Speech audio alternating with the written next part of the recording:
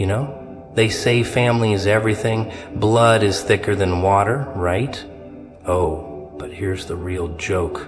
Water doesn't stab you in the back. Water doesn't smile in your face while sharpening the knife behind it. Water doesn't pretend to love you while it secretly waits for the right moment to let you drown. No, no, no. That's a special little trick that only family knows how to do. Oh, betrayal. Now that's a special kind of pain, isn't it? Not the kind that knocks you down. No, no, no, it's worse than that. It's the kind that smiles at you first.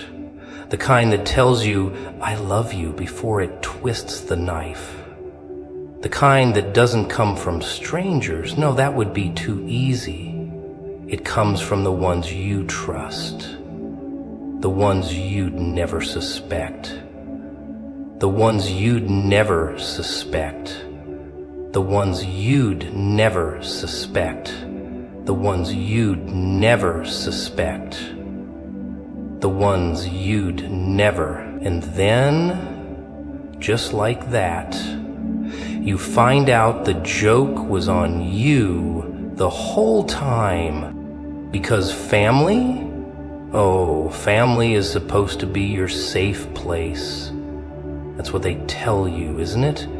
That no matter how bad life gets, no matter how many people turn their backs on you, family will always be there.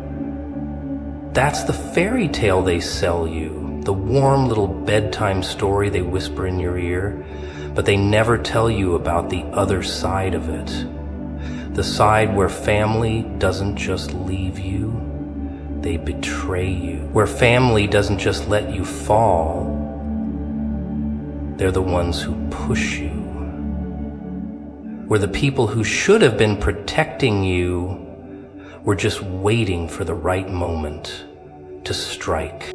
And, ooh, they don't do it with a gun. No, that would be too obvious, too loud. No, they do it with words, with silence, with the things they didn't say when they should have spoken up, with the way they smiled while watching you suffer, with the way they acted like nothing happened when your whole world fell apart, because that's the thing about betrayal. It's not just about what they do. It's about what they allow, what they choose to ignore, what they pretend never happened. And oh, the best part? They make you feel like the crazy one for even noticing. They say, oh, come on, don't be so dramatic.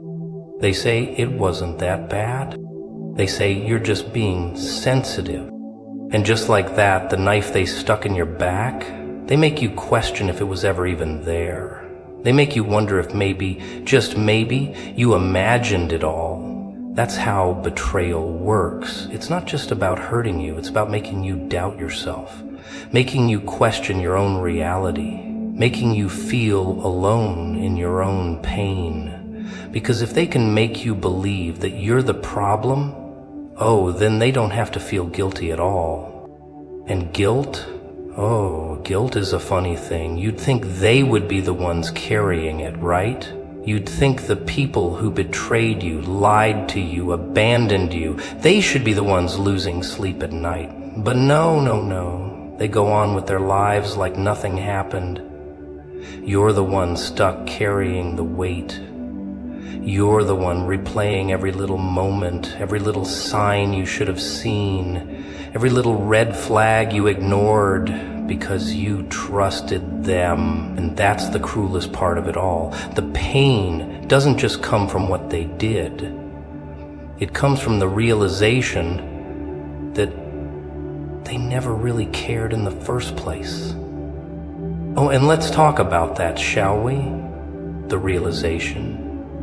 That moment when it all clicks, when you see them for who they really are, when you stop making excuses for them, stop waiting for an apology that will never come, stop hoping they'll wake up one day and fix what they broke.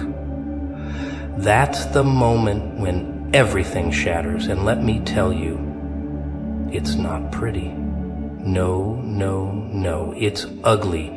It's cold. It's the kind of moment that makes you sit there, staring at the ceiling, wondering how you ever let yourself believe in them in the first place. And you know what they'll do? Oh, they'll pretend like it was all just a misunderstanding. They'll act like they didn't know they were hurting you. They'll say, oh, but we're family. And that's supposed to mean something, isn't it? That's supposed to make it okay. That's supposed to erase what they did. Because family gets a free pass, right? That's what they want you to believe. That no matter what they do, no matter how badly they hurt you, you have to forgive them. You have to move on. You have to keep loving them. Because that's what family does. But funny thing about love, real love doesn't hurt like this. Real love doesn't make you feel small. Real love doesn't break you and then blame you for the mess. Real love isn't a weapon. But that's what they turned it into, isn't it? A weapon they use to keep you in line, to make sure you never stand up for yourself, to make sure you keep playing your role in their story. Because that's all you were to them, wasn't it? A character in their little game. Someone to use, to control, to keep on the shelf until they needed you again. And oh, the moment you stop playing along, that's when the real fun begins. That's when they turn on you completely. That's when they go from pretending to love you to making sure you never forget that you stood up for yourself. Because nothing terrifies them more than someone who finally sees the truth. And the truth? Oh, it's so simple. The ones who truly love you would never put you in a position to question it in the first place. Ooh, now this is where it gets interesting. See, it's not enough that they betrayed you. No. That would be too simple. The real trick, the real magic act, it's how they make you feel like the villain. Like you're the one who did something wrong. Like you are the problem. And ooh, they do it so well, don't they? With just the right amount of fake concern, just the right tone of voice, just the right tone of voice, just the right tone of voice, because that's the real goal, isn't it? To make sure you never stand up, never fight back, never realize that they're the ones who put the knife in your back. It starts so small. Just a little twist of the story, a tiny shift in the narrative. One moment, you're the one who was wronged, hurt, abandoned. The next, oh, suddenly, you're overreacting. Suddenly, you're too sensitive. Suddenly, you're making a big deal out of nothing. And they say it so calmly, don't they? Like they're just trying to help you understand, like they genuinely don't know what you're so upset about. And that's where it starts, right there. That's the little seed they plant in your mind, the little whisper that makes you question yourself. You start thinking, wait a second, maybe I did overreact. Maybe I should have just let it go. Maybe I'm being too emotional, too demanding, too difficult. And oh, that's exactly what they want. Because the moment you start doubting yourself, they've won. They don't have to prove they're right. They just have to make you unsure. Because once you start second-guessing yourself, once you start replaying every little moment in your head, once you start wondering if maybe you were too harsh, too unforgiving, too wrong, oh, now they've got you. Now they can rewrite the whole story. And that's when they turn it around. That's when you become the bad guy. That's when they start acting like you hurt them. Like you should be apologizing, like you are the one who needs to fix things. And the best part? They don't even have to say it outright. No, that would be too obvious. They just let you sit with your own guilt, let you stew in your own thoughts, let you dig the hole yourself. Because after all, if you're the one questioning yourself, they don't have to do anything at all. They just sit back and watch as you tear yourself apart. And oh, let's talk about the way they guilt trip you, shall we? The way they throw out little phrases like, after everything I've done for you, or I would never do this to you, or the classic, family doesn't treat each other like this. Oh, that's the best one, isn't it? Because, funny thing, family wasn't such a big deal when they were betraying you, was it? But the moment you call them out, the moment you stop letting them walk all over you, suddenly family is the most sacred thing in the world. And that's the real kicker. They don't actually want to fix anything. They don't want to talk, don't want to understand, don't want to own up to anything. No. They just want to win. They just want to make sure you feel small, you feel weak, you feel like you can't live without them. Because the moment you realize that you can, oh, that's when their whole little game starts falling apart. That's when they lose control. And losing control, that's the one thing they can't afford. So they pull out every trick, every manipulation, every little mind game they can think of. They'll bring up the past, remind you of all the times they were there for you, conveniently forgetting all the times they weren't. They'll act like they're the ones hurt, like they're disappointed in you, like they just don't understand why you're being so cruel. And they say it with such sadness, such heartbreak, like they're truly wounded. And ooh, that's the best part. Because if they can make you feel bad for standing up for yourself, ooh, then they've got you right back where they want you. Because that's the real game, isn't it? It was never about what they did to you. It was always about how they could spin it, how they could make sure that no matter what, you were the one feeling guilty. You were the one carrying the weight. You were the one who kept coming back, kept apologizing, kept trying. While they sat there playing the victim, acting like they were the ones who got hurt. Because as long as you feel guilty, as long as you feel like you did something wrong, you'll never see the truth. And the truth? Ooh, it's simple. They don't want your forgiveness. They don't want your understanding. They just want to make sure you never realize that you were right to walk away all along. Oh, loyalty. What a funny little concept, huh? They love to talk about it, preach about it, act like they own it. But the truth? Oh, the truth is much, much uglier. Because you see, loyalty, it's only a one-way street to them. As long as you're the one giving, as long as you're the one breaking your back, sacrificing, bending over backward to keep them happy, then loyalty is everything.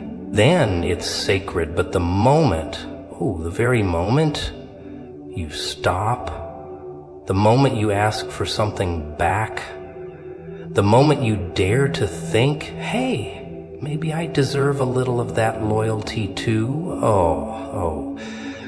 That's when you see the real picture. That's when you see that loyalty was never about them giving it to you. No. It was always about you giving it to them. See, they love the idea of you being loyal, of you always being there, of you never questioning your place. Because as long as you're loyal, they never have to worry. They never have to fear that you'll see them for what they really are. They never have to think about what happens if you wake up. That's the thing about people like that. They don't appreciate loyalty. They expect it. They treat it like it's something owed to them, like it's just part of the deal. But here's the funny part. Their loyalty? Oh, that's optional. That comes and goes like a gust of wind, shifting whenever it suits them. Ooh, you've seen it before, haven't you? The way they can just turn it off, just like that. The way they can be laughing with you one day and siding against you the next. The way they can pretend to love you, protect you, care about you until the moment it's inconvenient, until the moment someone offers them something better, until the moment they decide you're not useful anymore. And oh, that's the worst part, isn't it? The realization that their love, their loyalty, their words, none of it was ever real. It was just convenient. And when it stopped being convenient, so did you. And here's where it really gets good. They expect you to stay loyal anyway.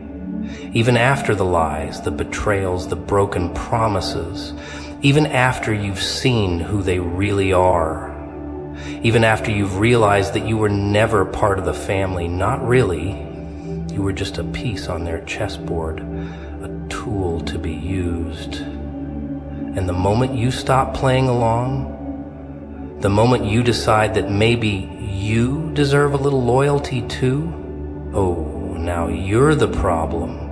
Now you're the one who's changed. Now you're the one who's acting different. Because they never thought you'd actually leave, did they? They never thought you'd actually wake up. They counted on you being too loyal to ever walk away. That's the joke, isn't it? That's the real trick. They act like loyalty is everything, but what they really mean is your loyalty. Their loyalty, oh, that's conditional. That comes with a contract, an expiration date, a little fine print you never got to read. And the moment you think, hey, maybe this should go both ways, oh, suddenly you're the villain. Suddenly you're the traitor. Suddenly you're the one who turned your back on family. That's the best part, because the moment they say that, the moment they start throwing that family word around like it's supposed to mean something, that's when you really see them. That's when you realize that they never cared about you. They cared about what you gave them. Your time, your energy, your loyalty. But you, oh, you were just another player in their game. And the game only works as long as you don't know you're in it. Oh, family. Now there's a word they love to throw around, huh? It's funny how it only seems to matter when they need something, when they want control, when they want to remind you of your place, your duty, your little unspoken contract that says no matter what we do, no matter how we treat you, you owe us. But oh, let's talk about what happens when you need them, when you are the one standing in the rain, reaching out, looking for that same love, that same loyalty, that same unconditional bond they love to preach about. Where are they then? Where is that family they love to talk about? Oh, they're busy. They're silent. They're watching from a distance, pretending not to see. Because you see, family is only sacred when they say so. It only applies when they get to be the ones benefiting from it. When it's you, oh, suddenly there are conditions. Suddenly there are rules. Suddenly they have excuses. And suddenly they don't remember all those little speeches about how family always comes first. But here's the real kicker. They still expect you to stay. Even after they leave you hanging, even after they turn their backs, even after they let you break into a million little pieces without so much as lifting a finger to catch you. They still expect you to come running when they call. Because, oh, you don't matter. But your obedience does. Your role does. Your ability to make them feel important does. And that's what really stings, doesn't it? The realization that you were never important, not as a person, not as an individual, just as an extension of them. Oh, but wait, it gets better. Because the moment you decide, I think I deserve more than this, the moment you stop waiting for them to be the family they pretended to be, now you're the selfish one. Now you're the one who's abandoned them. Now you're the villain in their story. Oh, and they'll make sure everyone hears it too. They'll spin it just right, twist the words, rewrite history until you're the one who walked away. They'll conveniently forget all the times they weren't there. All the times they left you in the dark. All the times they let you break. And that's the real game, isn't it?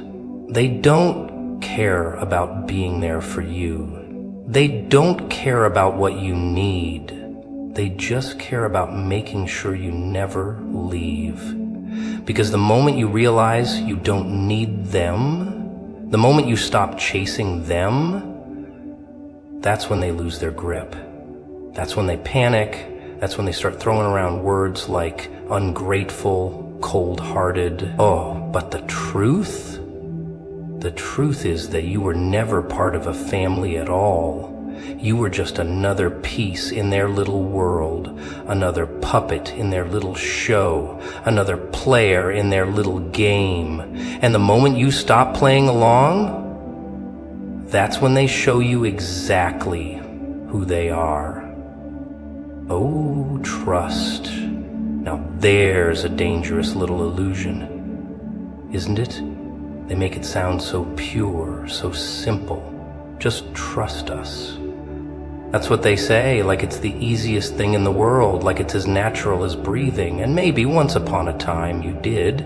Maybe you really believed in them and their words and their promises. Maybe you thought that family meant trust was automatic, unbreakable, something that could never be questioned. Oh, but here's the fun part. Trust isn't real to them.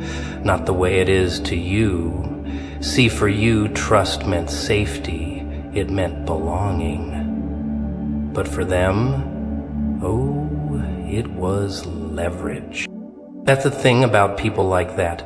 They don't see trust the way you do. They see it as currency, something to be spent, to be traded, to be exploited when it suits them. They collect it, hoard it, make sure you hand it over freely, because, ooh, the moment you do, they've got you.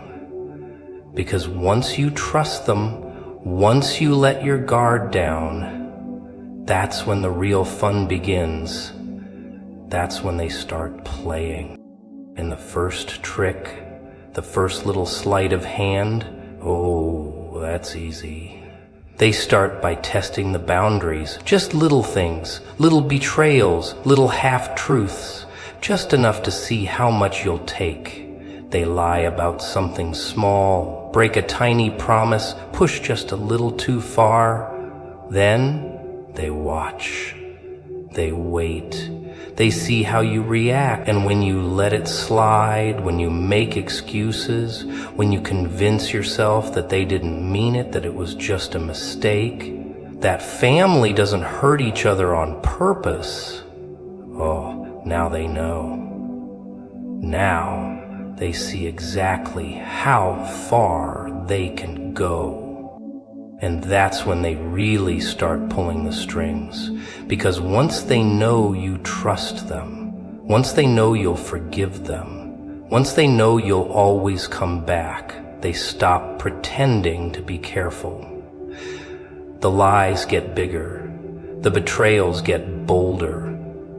And by the time you start realizing what's happening, by the time that little voice in your head starts whispering, hey, something isn't right, oh, you're already too deep in the game. And here's the real kicker. By the time you see it, by the time you really start to question, they've already built the perfect little trap. They've already rewritten the story, made sure that you look like the paranoid one, the dramatic one, the one who's imagining things. They've already made sure that if you ever try to call them out, if you ever try to fight back, no one will believe you. Because, they're so charming, aren't they? So innocent. The perfect little act, the perfect little smile, the perfect little laugh that makes everyone else say, they would never do something like that. And that's the real trick, isn't it? Not just breaking your trust, but making sure you can never prove it. Making sure that if you ever do speak up, you look like the crazy one. Making sure that if you ever try to pull the curtain back, they're already 5 steps ahead. Because by the time you realize you were never safe, that you were never really part of the family, that all the love, all the care, all the words were just a beautifully crafted illusion, they've already made sure that no one will listen. And maybe that's the worst part. Not the betrayal, not the lies, but the isolation, the way they make sure you question yourself, doubt yourself, wonder if maybe, just maybe, you're the one who got it all wrong because, they can't let you see the truth, can they? No. Because the truth would set you free. And if you were free, if you really saw what they were, if you walked away and never looked back, now that would ruin all the fun. Forgiveness. Now there's a word they love to throw around, huh? They whisper it, they beg for it. They wrap it up in sweet little phrases like, we're family and let's not hold grudges. They act like it's some kind of magic trick. One little word and poof, everything disappears. All lies, the betrayals, the way they cut you open with a smile on their face. They don't want to fix what they did. No. They just want you to forget. That's the game, isn't it? They don't ask for forgiveness because they feel bad. They ask for it because they want to reset the board, get another chance to do it all over again. See, they don't fear hurting you, they fear losing you. Because if you're gone, if you stop playing the role, if you stop making excuses for them, then what do they have left? Just the truth. And they hate the truth. That's why they rush you to forgive them. Why they don't want you to sit with the pain for too long. Because, if you do, if you really think about it, if you start to put the pieces together, if you start to see that this isn't the first time, or the second, or the third, you might just wake up. You might just realize that forgiveness isn't a reset button, that some things aren't accidents, that some people don't change. But here's the real joke. They never forgave you, not really. No. They held on to every little mistake, every little slip-up, every little moment where you weren't perfect. They stored it away, kept it in their back pocket, saved it for just the right moment. Because you see, when they mess up, when they lie, when they betray, when they twist the knife and watch you bleed, that's supposed to be forgotten. But when you do something wrong, that's different. That's a lifelong debt. That's something they'll bring up again and again, just to remind you, just to keep you in line. Because, that's what this is really about, isn't it? It's not about healing. It's not about making things right. It's about control. Because as long as you forgive them, as long as you let them wipe the slate clean, as long as you let them reset the game, they win. And you stay exactly where they want you, doubting yourself, questioning yourself, telling yourself, maybe this time will be different. Oh, but it never is it? Because they don't ask for forgiveness because they want to change. They ask because they want permission to do it again and again and again. Because as long as you keep forgiving, they never have to stop. As long as you keep playing along, they never have to face what they really are. And that's the best part. Because they'll tell you that you're the one holding on to the past. You're the one being dramatic. You're the one making things worse by refusing to let it go. But the truth is that you see them now. You see the pattern. You see the cycle. You see that every "I'm sorry" is just another way of saying, wait right there while I sharpen the knife. And that's what really scares them. Not the mistake, not the guilt, not even the fact that they got caught.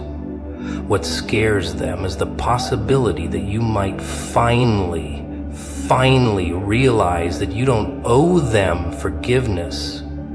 That maybe, just maybe, you don't have to play their game anymore. Oh, loneliness. Now that's a funny little thing, isn't it? They make it sound like some kind of punishment. Like it's the worst thing in the world. Like the moment you're alone, you should start begging to be let back in. Oh, they love that idea. Because as long as you believe that loneliness is a curse, as long as you think that being alone means you lost, they've still got you right where they want you. But let's look at this from another angle, shall we? Because if loneliness is so awful, so horrible, then why are they so afraid of it? Why do they cling to people they don't even care about? Why do they keep their little circles, their fake smiles, their empty conversations? Oh, it's because they can't stand the silence. They need the noise, the distractions, the constant reassurance that they're not alone with themselves. Because if they ever had to sit in that silence, if they ever had to really face themselves, they might not like what they see. See, that's the real joke. They think you should be the one afraid of being alone when they are the ones who would crumble without an audience. They are the ones who need validation. They are the ones who can't survive without someone telling them who they are. And that's why they want you to be afraid of loneliness. Because the moment you stop fearing it, the moment you stop thinking of it as a punishment, that's the moment you become free. Because what is loneliness really? A quiet room? An empty chair? A day with no phone calls, no fake smiles, no meaningless conversations? Oh, what a tragedy, right? No. That's what they want you to think. But maybe, just maybe, loneliness isn't the monster they made it out to be. Maybe it's the first time in your life that you're not being used.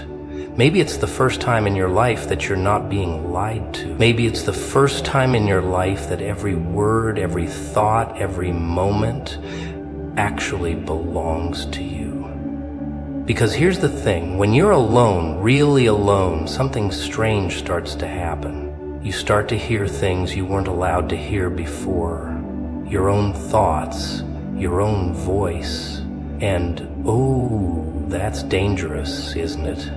Because when you hear yourself for the first time in a long time, when you finally listen to that voice that's been drowned out by all the noise, it starts asking questions. Why was I chasing people who never cared about me? Why did I keep proving my worth to people who never deserved me? Why was I so afraid to walk away? Ooh, they don't want you asking those questions. They don't want you realizing that the worst thing that could ever happen to you wasn't being alone. The worst thing was them. The worst thing was living in a world where your worth was defined by how much you could give, how much you could take, how much you could endure before finally breaking. And now that you're alone, oh, you're not broken anymore. You're rebuilt. That's the real danger, isn't it? That's why they need you to be afraid of loneliness, because loneliness doesn't weaken you, it strengthens you. It takes away all the distractions, all the manipulations, all the voices that used to tell you who you were supposed to be. And once you're alone long enough, once you get comfortable in that silence, once you start liking it, that's when you realize the real truth. That they were the lonely ones all along, that they were the ones afraid, that they were the ones who needed you more than you ever needed them. And the moment you understand that, that's the moment their game is over.